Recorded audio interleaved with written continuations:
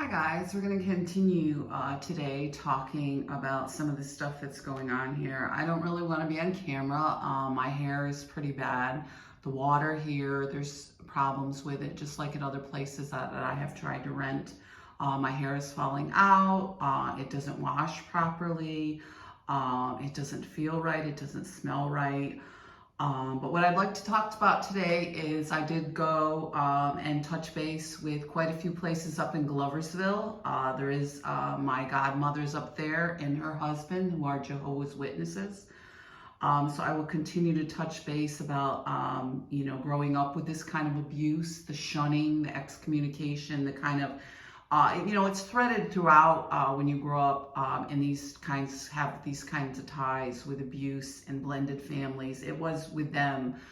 Certainly she was my godmother. I don't know why she became a godmother when she, it was certainly always as far as, we don't celebrate birthdays. Sorry, I want to move this around, give you a little bit nicer view maybe here. We don't celebrate birthdays. Christmas, so you're always being treated like this. My cousin, though, she often got, help with apartments, help with money, help from this community. Beautiful apartments all over Fulton County, beautiful apartments, but this is what they continue to do to me, these Jehovah's Witnesses. And they had showed up at college too to terrorize me, try to get me to drop out of college.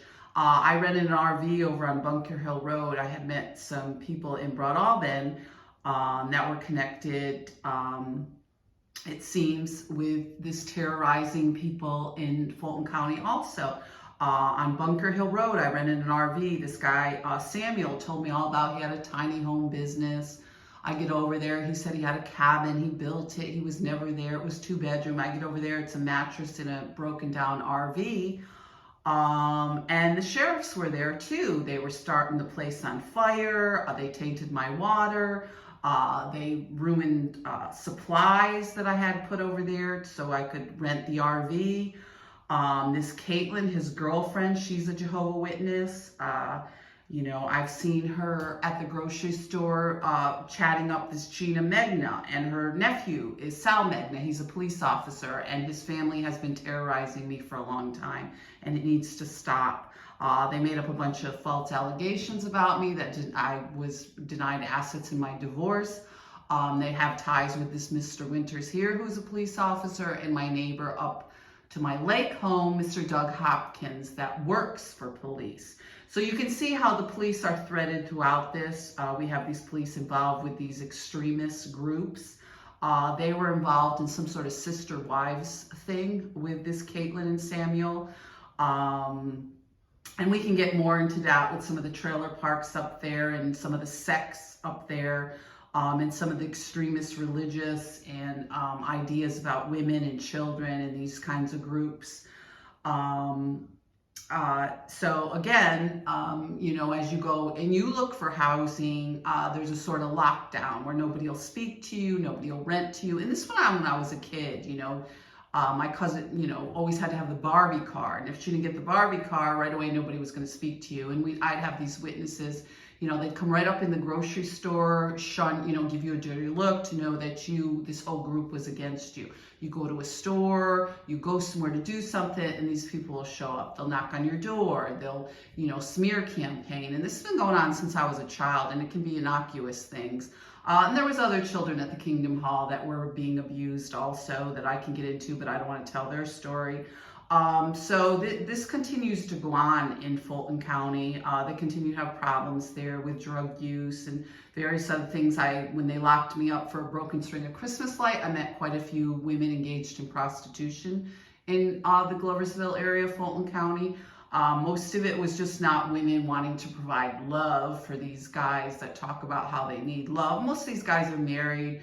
Oftentimes it involves drug use, whether they're doing it out of desperation for their drug habit or they're not working. I met one young lady, it was horrible. Her mom passed away and she was forced into prostitution.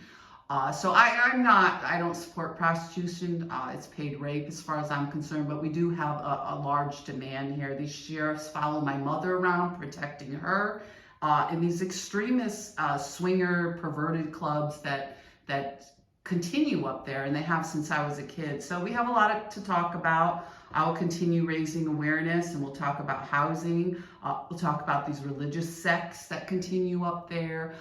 This my blended family that continues making up allegations to the sheriffs, making up allegations to the police. So when they come, they work together. So when these people show up, they already have it set up. And you heard the man, the person here next door, this tenant, they have it all set up, these welfare checks. You're crazy. They get you evicted. They get your children taken away. And I witnessed that up there with these, social services. And social services, we have some pretty bad people that work social service that are giving these people benefits. Certainly in this area, a lot of people get benefits that shouldn't be entitled to them. And then they prevent people from getting housing in their assets. So it's quite a systemic, filthy group that continues. Be safe out there, guys, and we'll talk soon. Take care.